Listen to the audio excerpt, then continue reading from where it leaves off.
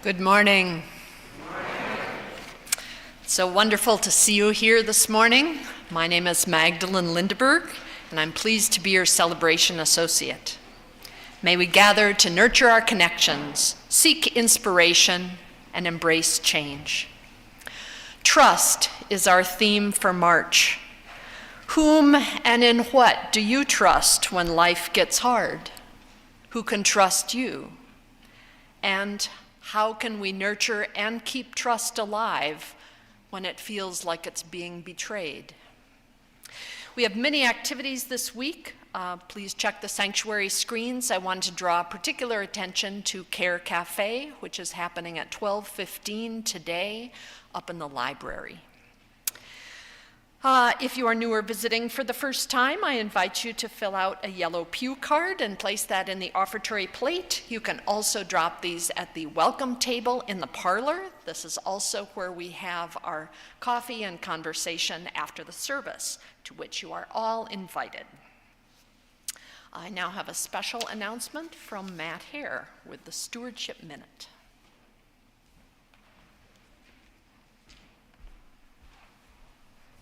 Good morning. I'm Matt Hare, Chair of Stewardship. So good to see you all here today. So March is our focused month where our stewardship campaign is progressing. As you can see over here, we broke the 150 mark towards our goal of $350,000, which is what we need to keep all our amazing staff and our physical plant and our programming going. Just by way of updating you, that includes 64% of pledgers who have increased their pledge. Thank you very much. And thank you all for your support, whatever you're able to do. And on the theme of trust, I just wanted to say that our stewards are reaching out, meeting with a lot of you, hearing a lot of things about how FUSIT is meaningful to you, about what you like, what you don't like. We all have our preferences. What they generally are not hearing, at least I haven't heard this sentiment, is that I'm concerned about my pledge because I don't trust the FUSIT leadership. I hear about a lot of trust. And in the stewardship packet this year was an organizational chart about how FUSIT is run since the reorganization without a settled minister. And I'm not hearing any concerns about that, which I think that level of trust, that is foundational in terms of our support. So thank you for your support, and please think of March as our pledging month, and try to get your pledge in this month. Thank you.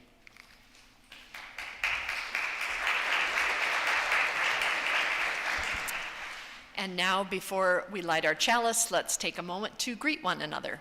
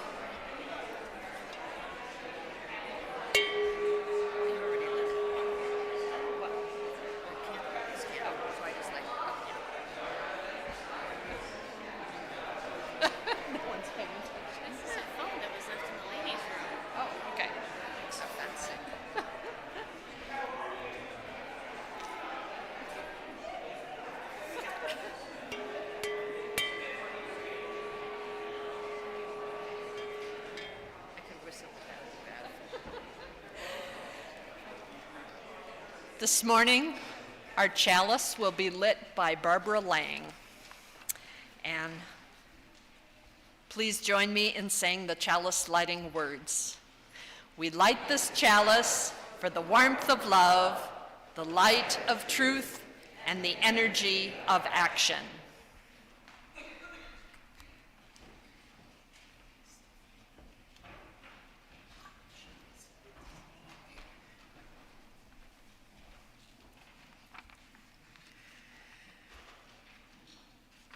Here are the opening words.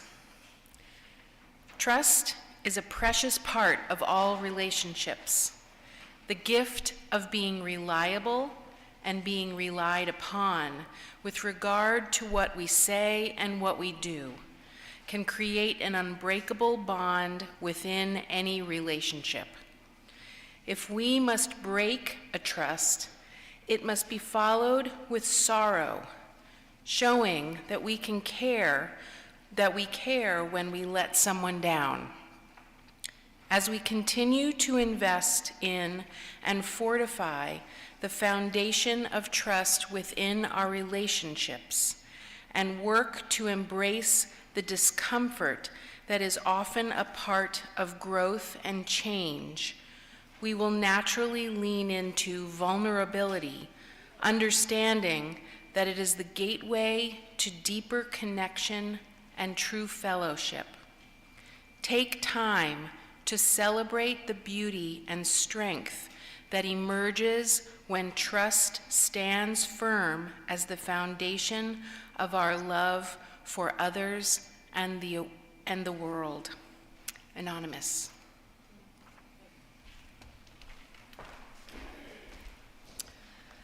If there are some young people who would like to help with the baskets for Side with Love collection, I'll be going down to help distribute those.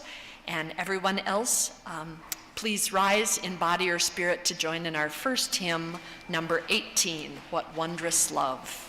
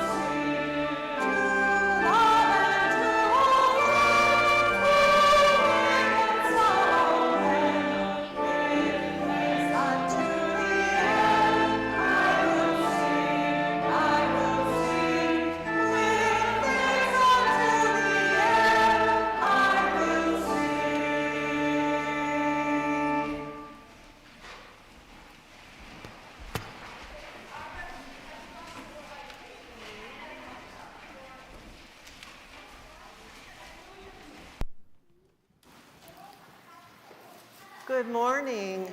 I would like to invite all those who are young and young at heart, if you would like to come up and join me in the steps here for our time for wonder.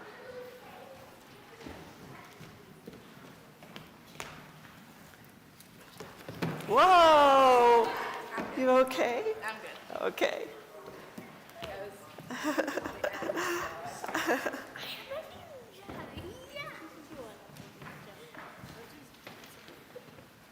All right, friends. Who has never, ever, ever opened the Wonder Box for us. Okay, would you like to open the Wonder Box, and see what's inside? Come over here.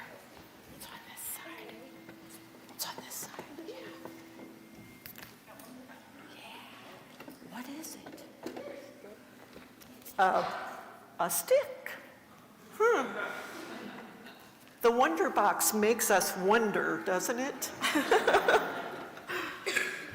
I wonder why there's a stick in the Wonder Box. I think I have, yes, you may have it, and you may pass it around. Sure. I think our story today might tell us about the stick, but the stick needs to be used in a friendly manner, right? So that we build trust, right? That's our theme for this month. And we're going to learn about trust today from the book, The Koala Who Could.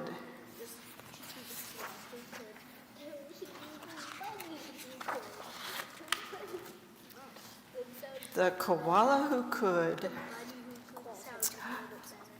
In a wonderful place at the breaking of dawn, where the breezes were soft and the sunshine was warm, a place where the creatures ran wild and played free, a koala called Kevin clung to a tree. Do you all see a little koala clinging to a tree? A nicer gray fellow you never would meet, as soft as a soft thing from ear tufts to feet. His favorite way to relax in the sun was to cling and to nap and to munch a leaf bun. He was terribly good at all these three things. Yes, Kevin was king of the staying still kings. You see, High Up was safe since he liked a slow pace, while the ground down below seemed a frightening place, too fast and too loud and too big and too strange. Nope, Kevin preferred not to move or not to change. So he clung to his tree as he knew how to do, and was never too keen to try anything new. So when Wombat stopped by and shouted one day, "Hey, Kevin, why don't you come down here and play?" I think, he replied, I should stay on my plant. I'm busy right now. No, I'm sorry, I can't. Why not? Cried the Roos, who liked the idea. Yes, why? Called the Dingoes. You've nothing to fear. But Kevin, who wasn't the do things quick sort, said, I've clinging to do, he says, but thanks for the thought. As Kevin sat watching them chatter and share, a part of him wished he could join in down there. But he knew he'd miss home in the dark and the late. The whole thing was risky. Adventure could wait. Whatever the invite, he'd always say no. Oh dear, it seemed Kevin just couldn't let go.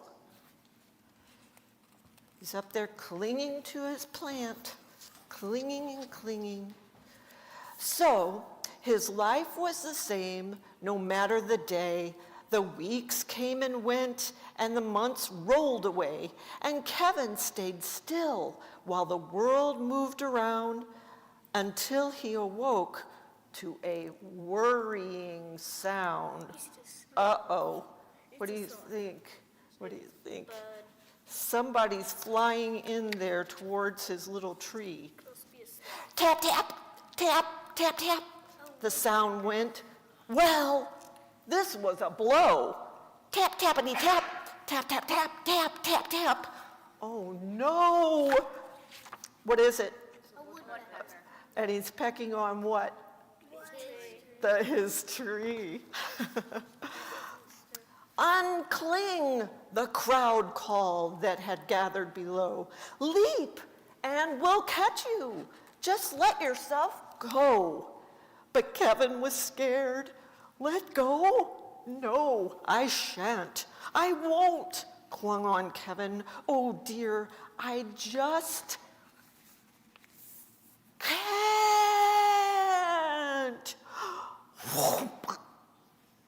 Down came the tree with a cracking and a pinging, crash and a wallop, with Kevin still clinging. Uh-oh. Kevin, he carefully opened one eye and looked up at the love staring down from the sky.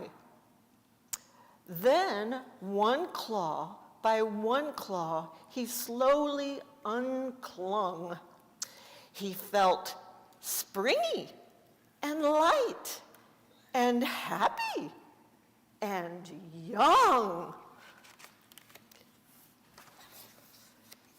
The worst he could think of had now come to pass, and he was just fine. Why, he felt quite first class. So when Wombat held out a most welcoming paw, Kevin, he didn't hold back anymore. When Dingo asked, "Now, will you come out to play?" the crowd all joined in with a "What do you say?" And even though this wasn't part of his plan, Kevin replied, "Yes, I think that I can." And Kevin, from then on, was always can do. Because life can be great when you try something new.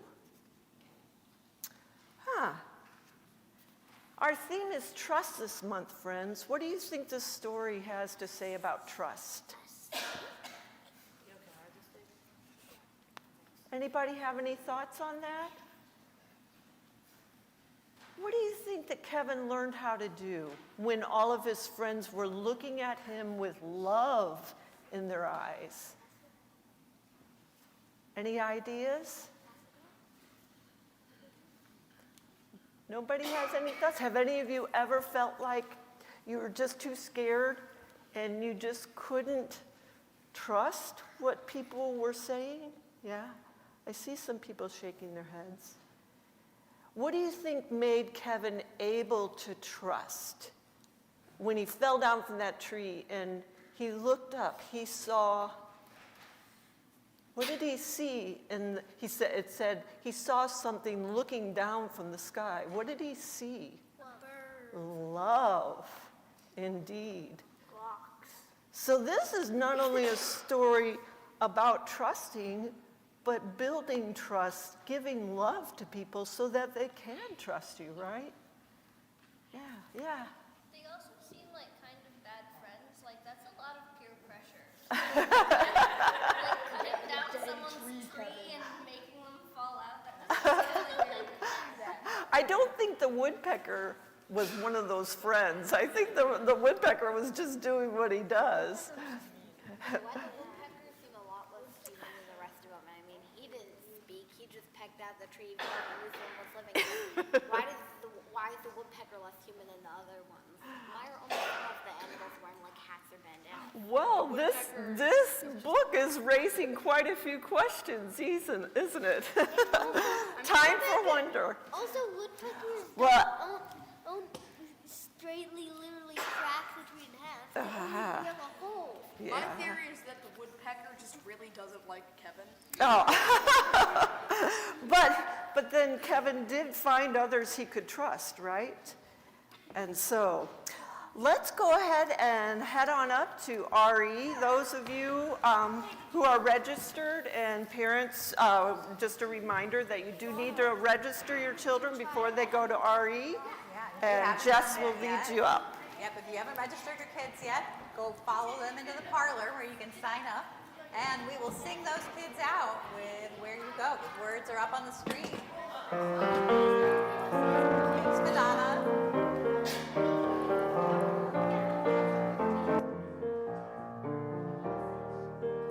Where you go, I will go, beloved. Where you go, I will go. Where you go, I will go, beloved. Where you go, I will go. And your people are my people. Your people are mine. Your people are my people. You're divine, my divine.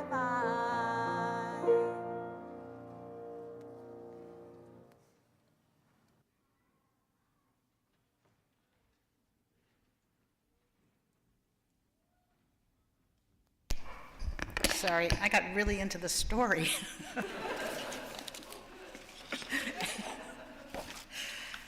Hi, I'm Kathy, and I'm reading the Joys and Sorrows for today. In a spirit of reverence, love, and care, we take time now to bear witness to some of the joys and sorrows of our community, to share those events that call for our prayers and support, our praise and celebration. I have an appreciation to the folks who give us these services, so varied and engaging each week. Oh, that was it.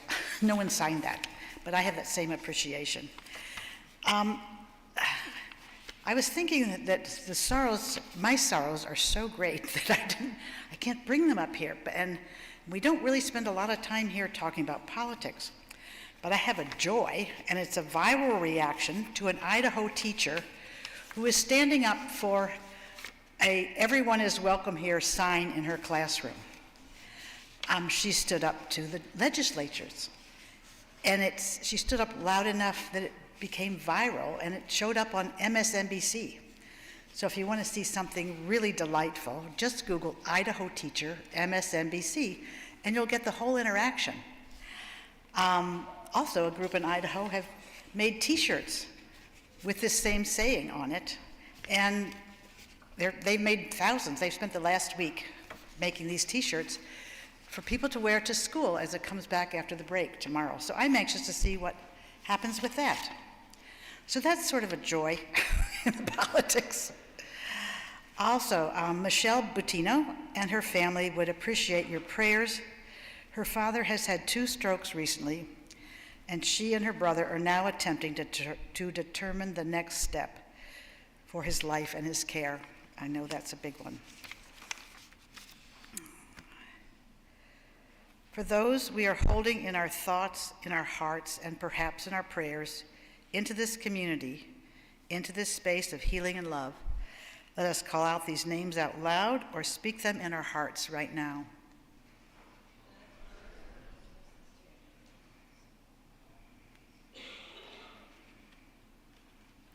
We extend loving kindness to all in our world, and let us not forget to extend loving kindness to ourselves.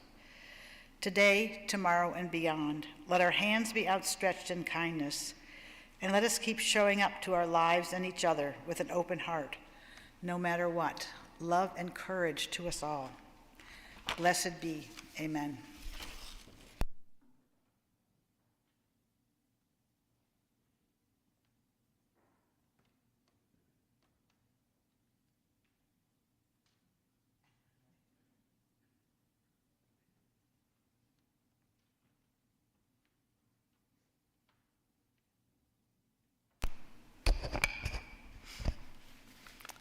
Please join me in the following meditation.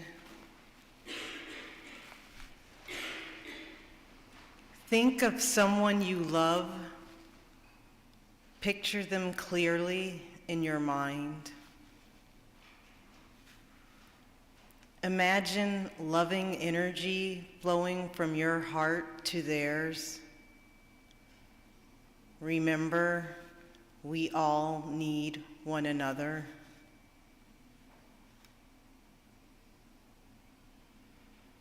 Silently repeat this phrase. May you find sacred wisdom in your suffering.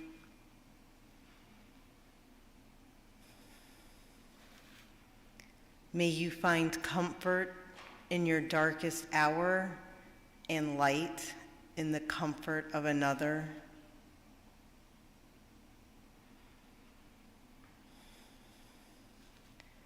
May you be a light in the lives of many.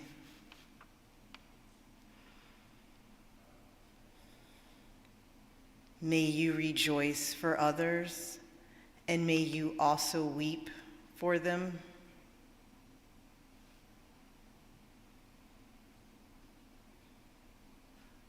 May compassion guide your every step.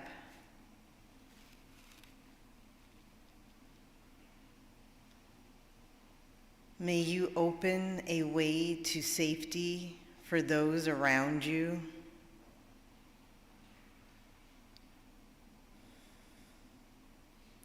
May love always touch you and ease your pains.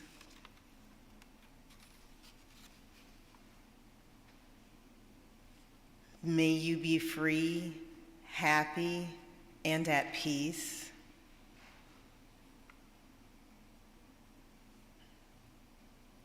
May you each see the blessings of being in this life together.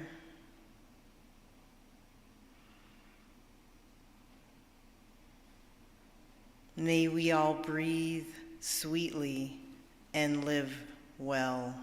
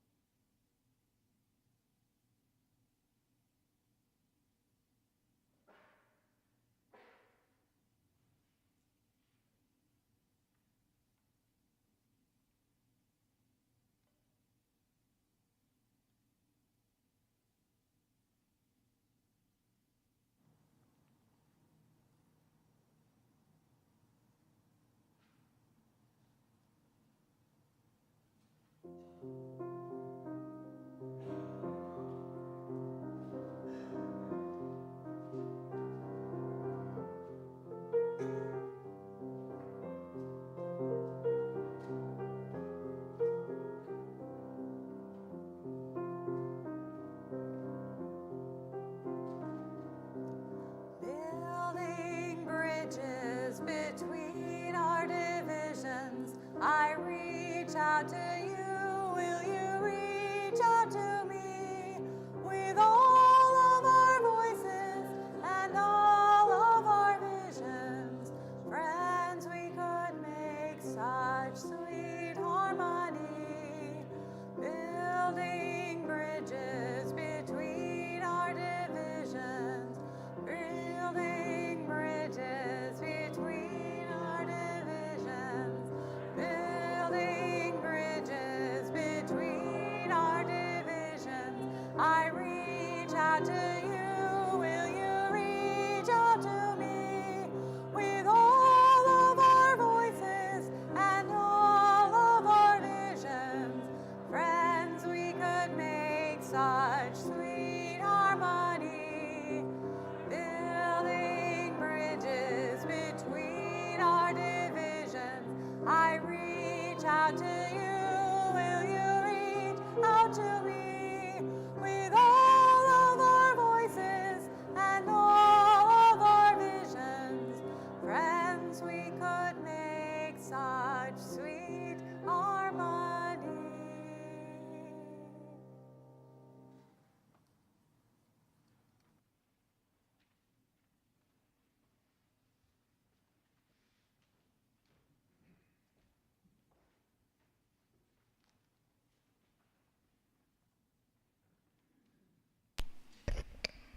Morning. So my name is Matt Frankie, and I am here to talk about my involvement at FUSIT. In short, I started coming to this congregation after the pandemic because I wanted to be purposefully more involved in community. And I think that impulse was correct. I do know a lot more people now as compared to any other time in my life. And those people I've come to meet at FUSIT are largely new to me.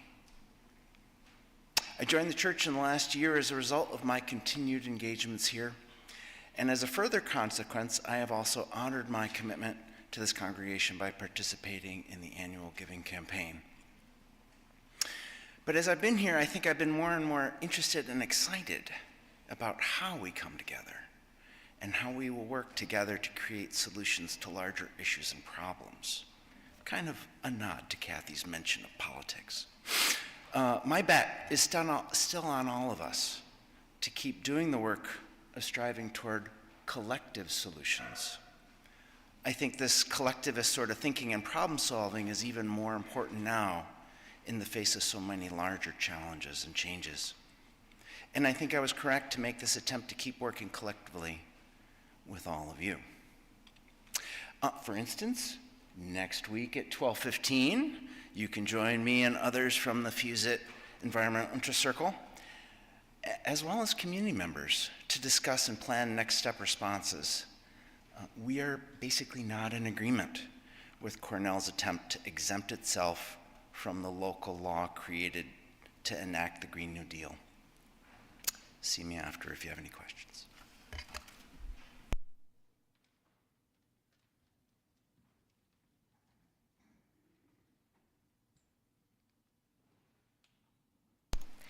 Each week, we take an offering to sustain the important ministries and programs of this congregation and its presence in Ithaca. Giving to the plate is important. It's a symbol of our gratitude for this service and our ongoing commitment to support the work of the church. If you're watching remotely, you can follow the instructions on the screen, and for those attending in person, our ushers will now pass the plate.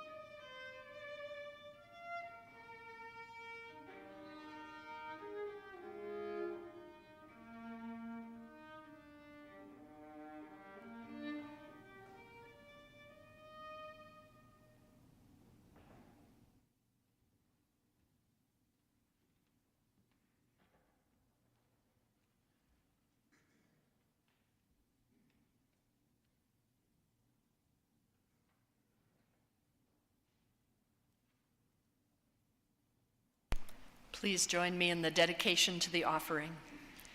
May these gifts bring about connection, inspiration, and engagement within these walls and beyond.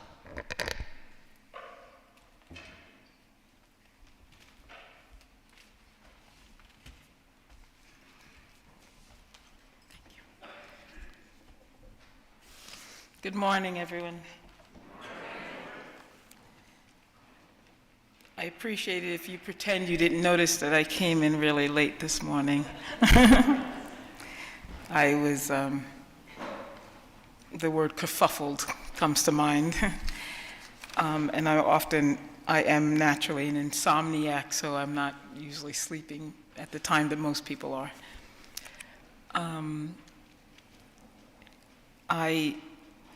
The past week, I've been dealing with a lot of family issues with my two nephews. I'm sure a lot of you know about that.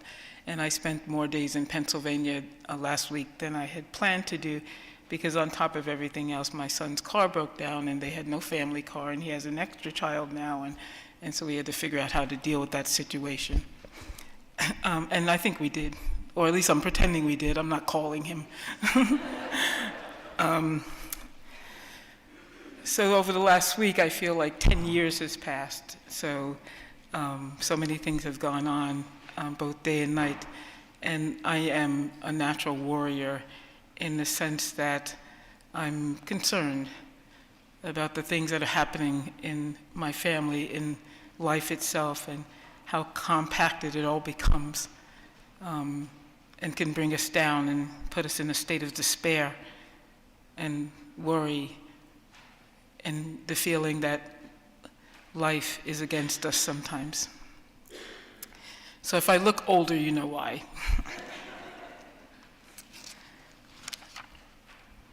As I thought about the theme of trust, which was also on my mind, and most of the time when I have these themes to focus on, what I do is I spend a lot of time watching the world and seeing where these things emerge and come and go, and how they play themselves out in our lives in general.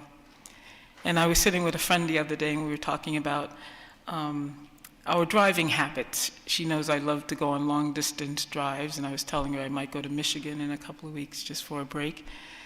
And she was telling me that she also likes to drive, not as long distance, but she does. And one of the things that she often does is drives until her needle is on empty,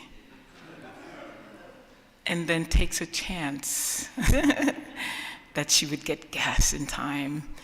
And I confess that I do the same exact thing. It's part of my adventurous self on the road, thinking, yeah, nothing's gonna happen to me, So we laughed about that, and she was telling me a story about how she was driving to Syracuse with her children, her two children. They were 2 and 5 at the time. It was in the middle of winter, and that didn't stop her from being silly. And she drove and drove until the needle was on E, came to a stoplight on a highway, and tried to start the car up again, and it did nothing. So she has her 2 children in the car. It's a dead of winter, and she gets out of the car, and she gathers up her children from the back seat, trying to carry both of them in her arms to keep them from being too cold. Running along the highway, she could see the gas station down the road, so she thought she'd buy a tank and bring it back.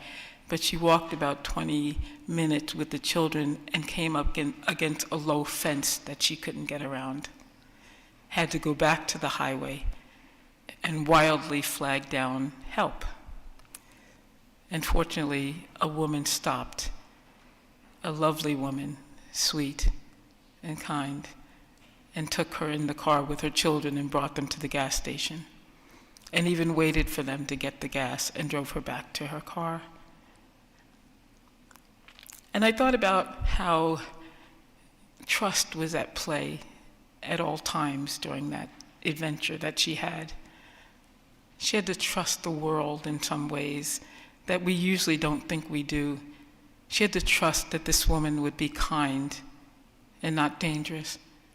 She had to trust that her children would be safe in this car, that this woman would take her to where she needed to go, and even take her back to where she had come. She had to trust that she would be safe walking on the highway with her children. She had to trust herself to be observant and aware of what was going on around her at all times. And I thought, this is what happens in our lives constantly, sometimes without us even knowing it. When I got up this morning, I trusted that I trust I'd be here on time, but we won't talk about that. I trusted that my water would be on and my house would be warm and, my printer would work, and trusted that my body would feel good enough to be out in the world and to come here. I trusted that when I got here, I'd see all your lovely faces, and it worked out. You didn't have to earn anything or do anything to earn that. It's just a trust that's part of who we are naturally.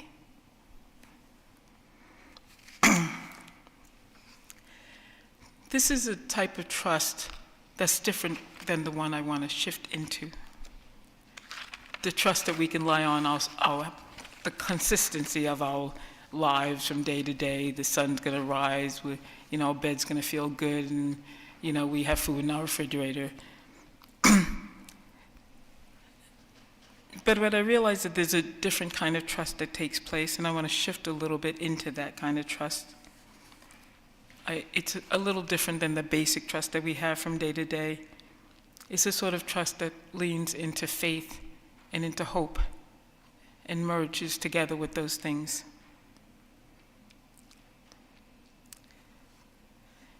When I was watching her tell me the story, and we were actually laughing because we realized that it's easier to laugh at things when they're in hindsight. It was not funny when it was going on, I assure you. She mentioned that to me. And I thought about how that same kind of trust I've seen in other places. And it made me think of 9/11. I remember that morning that my husband and I got up and we had the radio on in the background, and we never turned the radio up. It was very, very soft because we can't stand that chatter of those news people. And we were really just listening for the weather. And we did hear hintedly that an airplane had crashed, but actually didn't really think much of it. Just thought that's a dreadful thing to have happen. It's happened before, and it's happened in Brooklyn. A plane actually crashed in Brooklyn, New York. So we got ourselves together and we left the house and we got on the train, the subway train, which runs through downtown where the Twin Towers are, a few stops. And as we were on the train, there was an energy that was really disturbing. People trying to look out the window into the darkness of the tunnel because the train doesn't go outside, but still their panic made them want to try to see something. Because by the time we were on the train, we heard a second plane had crashed. And we thought, how is that possible? That's not possible. That's not a coincidence. By the time we got to West 4th Street, which is only about a mile or so away from where the Twin Towers had collapsed, the PA had announced that we needed to all get off the train and just start walking. And when we got out of the train and up onto the surface, we saw people running and crying and covered in debris. Children, old people, lame people, all covered with the debris of the towers falling, the debris of incinerated bodies. Like death was just falling upon us as we moved through the streets. We were all terrified and actually confused. My husband worked on 23rd Street, and so he walked up toward his job. He's a postal worker and worked at the United States Post Office. I worked up on 76th Street. At that time, I was not only teaching, I directed an after-school program.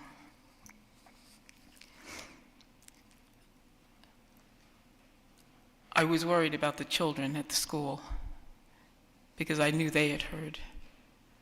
And I worked in a town school, it was a private school, and I knew that most of the parents there actually worked in the Twin Towers or down in that area. Something I didn't want to think about. By the time I got to school, The children were crying. The teachers were huddled around the television set trying to find out what had happened. There was chaos and confusion, the same as it was on the streets, with soldiers and police running around trying to keep some sort of order that was absolutely impossible. Impossible. We ourselves had no idea what we were doing. Cars were backed up and jammed up in the streets. Buses couldn't move because people were just running all over the place and the drivers didn't know what to do. It was a horrible situation.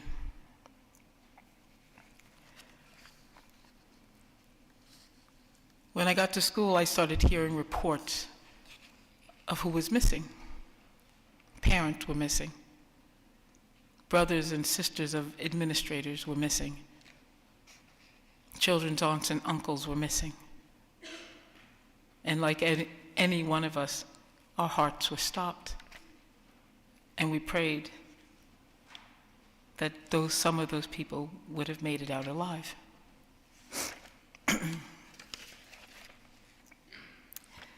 I remember when we came out of the subway station, my husband and I immediately grabbing hold of each other's hands to make sure that we didn't get separated in any way. I saw other people doing the same. It made me think about how, at those moments, we have to trust something. We don't even know what. The people who are trying to organize us, the people around us to hold our hands.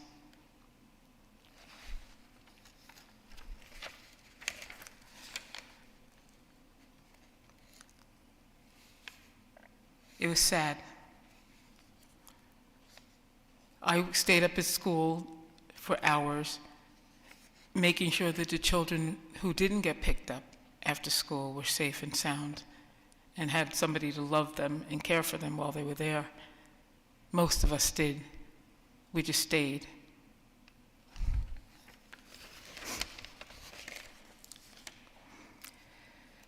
Every step I took that morning, I realized I was witnessing two incredible things. I could not fully react to either of them because I was simply part of it and had no ability to step back from it at the time. The first thing I watched was what felt like the entire world coming to an end, spiraling down into a pit, a massive grave. That's the way I felt. We had no idea what was happening in the country. It was something that never happened before. We took for granted how safe we were and how we were not touched that way. Not really.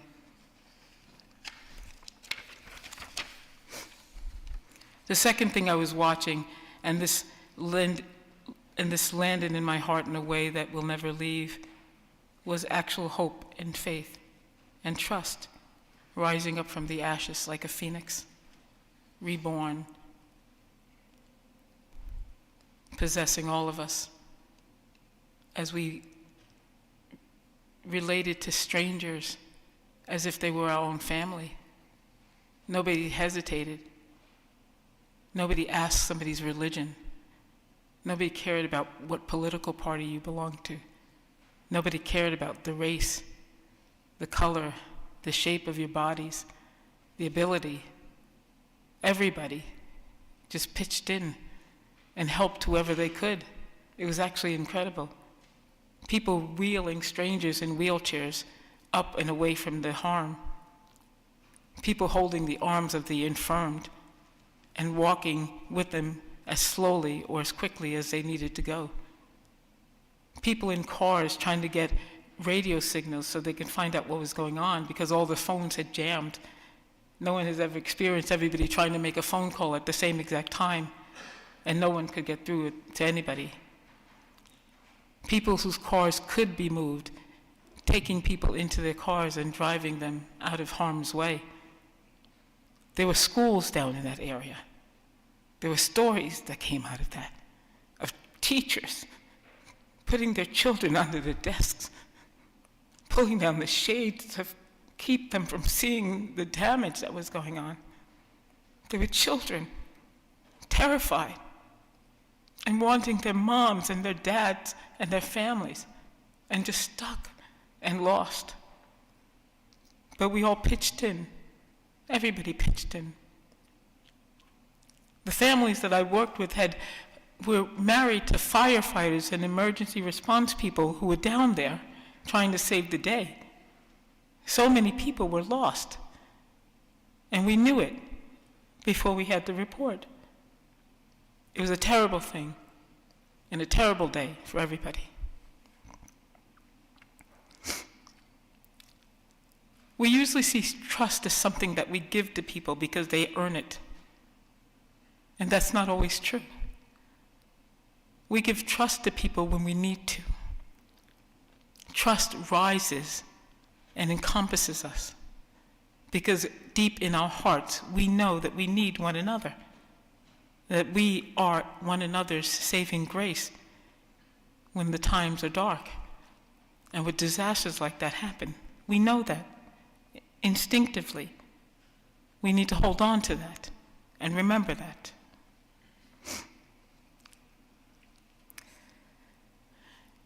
I read that 2,999 people died, men, women, babies, just died, just like that.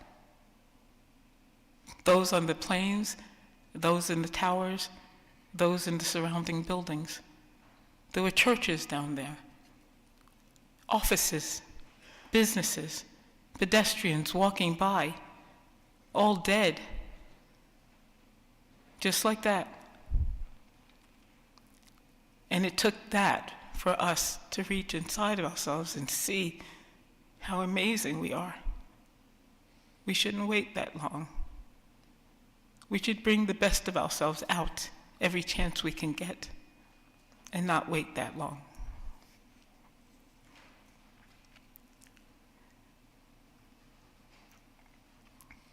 When we trust ourselves, trust that love will embody us all, it creates a place for others. And truly, it creates a place for others who live through these things. And it also creates a place for others who even die. Because even without knowing them, those people are in our hearts. They always will be. Because there's something about death, and certainly in that way, that we know is not natural. And we know it's not right. And death that stems from hate is the worst kind of death. And we know that.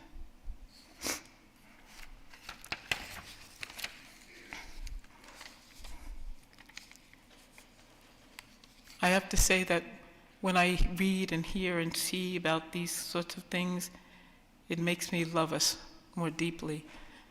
I remember years ago, people would say, if you're ever uncomfortable publicly speaking, picture the audience naked. That doesn't work for me. I don't want to do that. But when I picture us huddled together and wanting to cling to life and understanding how much we love being here, and we love being here together because no one wants to be alone. If I picture that, then all of our humanity becomes one. And there is nothing to be afraid of in that position.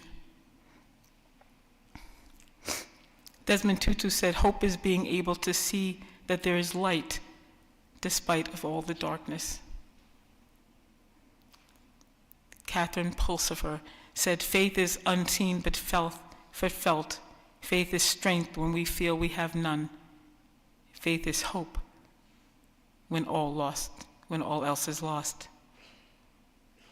Bell Hooks said, trust is a leap of faith, an act of courage that challenges us to transcend the boundaries of our own limited perspectives, to embrace the rich tapestry of human experience in all its diversity and all its complexity. And that's exactly what we do in situations like that. Nothing else matters. Our differences don't matter. Our complex lives don't matter. Who we are doesn't matter. All we know is that we see life being lost, and we want to stop that from happening. Charles Eisenstein said, "Trust is the bridge that spans the chasm between our individual selves and the greater collective. It is the lifeblood of our relationship, a catalyst for the emergence of a more beautiful world our hearts know is possible." Remember that in yourselves. Remember that in each of us when we're annoyed with one another. When we feel like we don't like that character. Settle your heart down and think about how we all love this life and how we all want to cling to this life and how we're all working toward a better world. We look at the world right now and we see what's happening and we're all pulling together, and that is a wonderful thing, and I see it very clearly as part of many of the groups out there who are working towards keeping hold of our democracy and making sure that everyone is in fact welcome. But let's not forget that when there's not a disaster. Let's remember that every single day of our lives, because that's what's going to change this world, that we don't fall asleep, that we stay fully awake and love each other as much as we can. Thank you.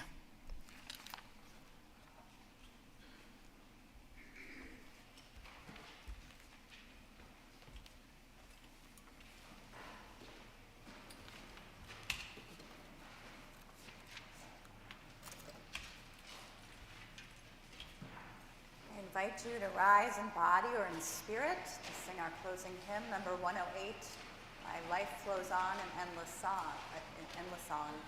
You can also follow the words on the screens.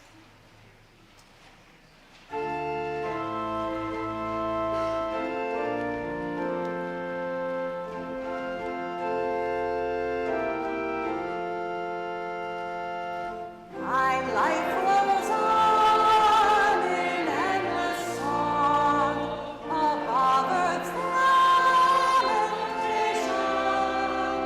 I hear the real, though far off hymn that hails a new creation. Through all the tumult and the strife, I hear the music ringing. It sounds an echo in my soul. How can I keep from singing? What though the tempest round me roars? I know the truth they've living. What though the darkness round me grows? Songs in the night given. No storm can shake my inmost calm, while to that rock I'm clinging.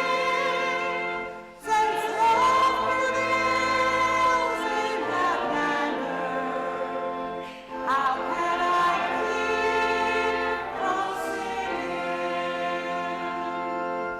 When tyrants tremble as they hear the bells of freedom ringing, when friends rejoice both far and near, how can I keep from singing? To prison cell and dungeon vile, our thoughts to them are winging. When thence by shame are undefiled, how can I keep from singing?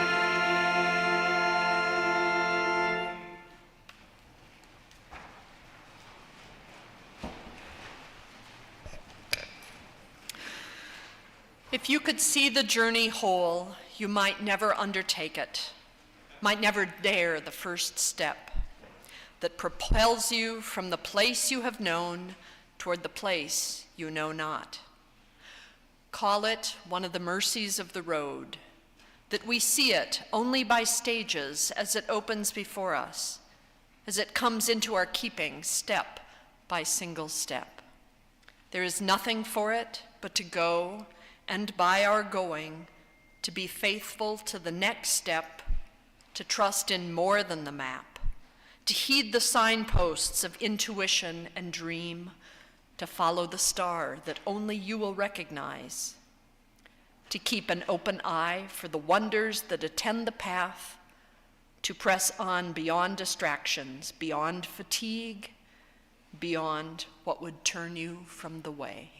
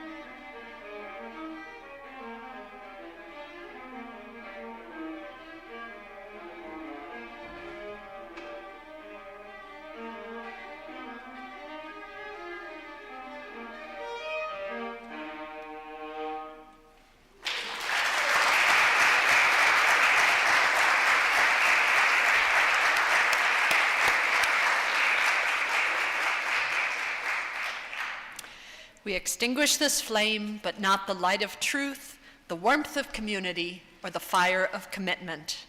These we carry in our hearts until we are together again.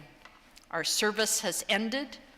Let our true service now begin. Please join us for coffee. And if anyone is missing a cell phone, one has been found in the ladies' restroom.